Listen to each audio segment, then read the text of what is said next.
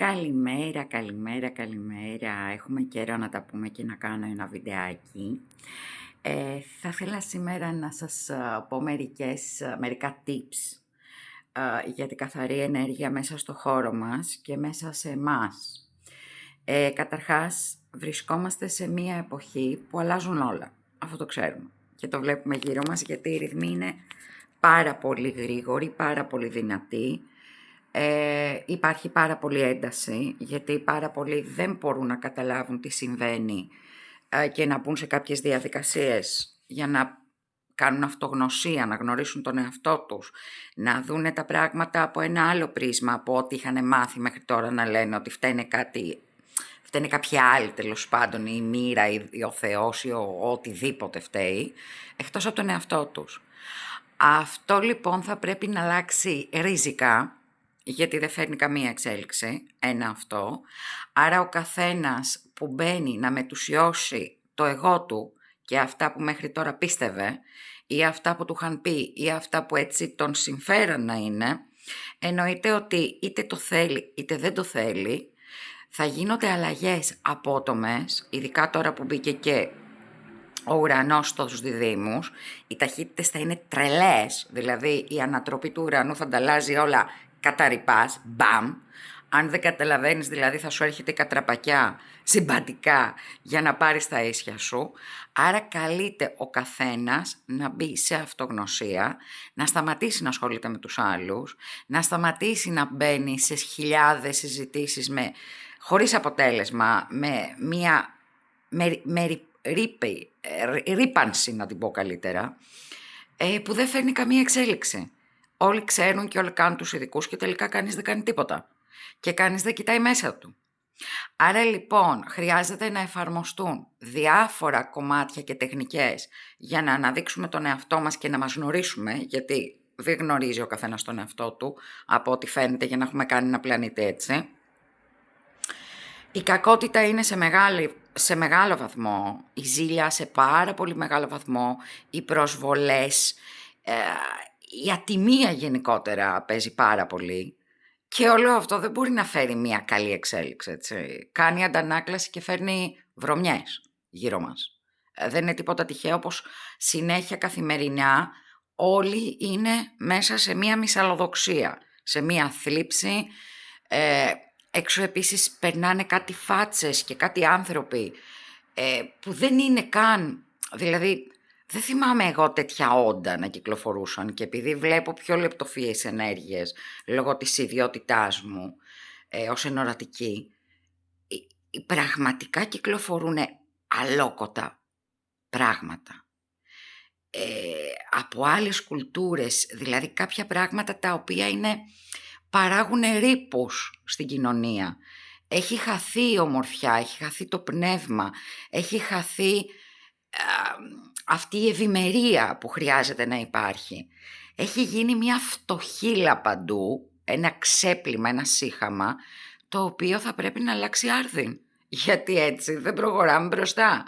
Εννοείται γι' αυτό θα έρθουν διάφορα δεινά, γιατί όπως είπα και στην αρχή, δεν αναλαμβάνει ο καθένας να καθαρίσει τον εαυτό του, δεν αναλαμβάνει να αλλάξει, μένει στην ίδια καραμέλα να κατηγορεί άλλους για ό,τι του συμβαίνει.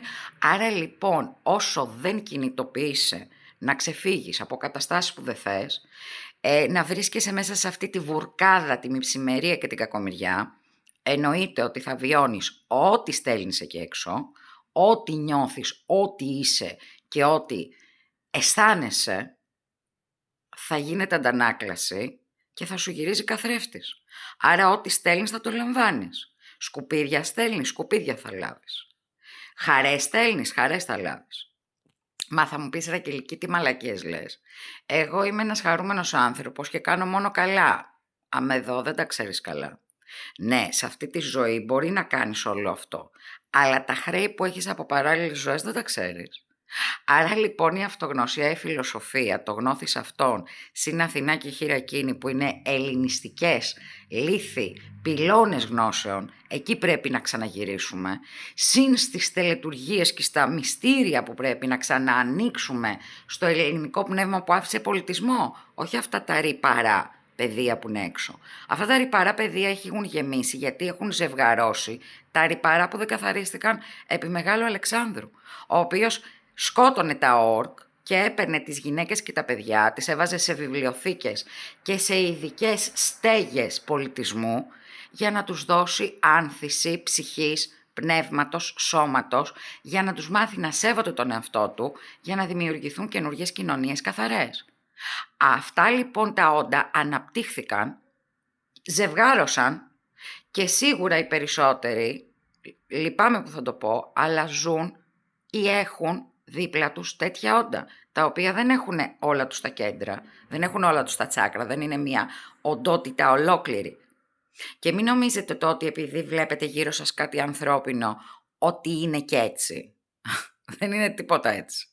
Υπάρχουν τέτοιοι κόσμοι και τέτοια πράγματα και τέτοια τεχνολογία και τέτοια δεδομένα που έχουν αποκρυφθεί από την ανθρωπότητα, που είναι ασύλληπτα. Επειδή ελάχιστοι είναι οι άνθρωποι που μπορούν να καταλάβουν και να νιώσουν αυτά που λέω, εγώ παρά τα αυτά κάνω προσπάθεια 33 χρόνια να γεμίζω την ανθρωπότητα με γνώση άλλου είδους, η οποία πηγάζει από πολύ πιο αρχαίες εποχές, που ήταν πολύ πιο σοφές, γιατί όπως πάμε βλέπουμε ότι μισείται ο ελληνισμός. Δηλαδή, ό,τι ξεκίνησε τη δημοκρατία, ό,τι ξεκίνησε την ισορροπία, ό,τι ξεκίνησε την τέχνη, την αρμονία, τις επιστήμες τις πραγματικές, αυτή τη στιγμή τείνει να είναι η ηλιθιότητα, δηλαδή έγινε ο ηλίθιος ο έξυπνος και οι σοφοί γίνανε οι τρελοί. Όλο αυτό λοιπόν θα πρέπει να μετουσιωθεί και να αλλάξει.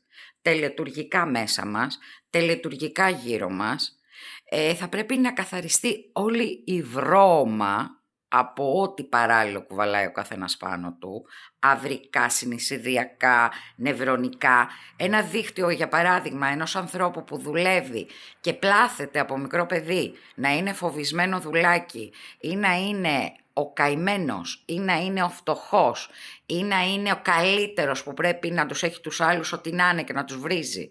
Βέβαια σε αυτό φταίνε οι άλλοι που το ανέχονται, έτσι, γιατί όλα είναι θέμα ορίων. Αν λοιπόν δεν είσαι μέσα στο γνώθις αυτόν, δεν μπορείς να ξέρεις ούτε τι σημαίνει όρια, ούτε τι σημαίνει σέβομαι τον εαυτό μου, ούτε τι σημαίνει αλληλεπιδρώ και έχω συγνότητες σαν γεωμέτρης σε άλλα δεδομένα, άρα δεν μπορείς να είσαι καλά πουθενά.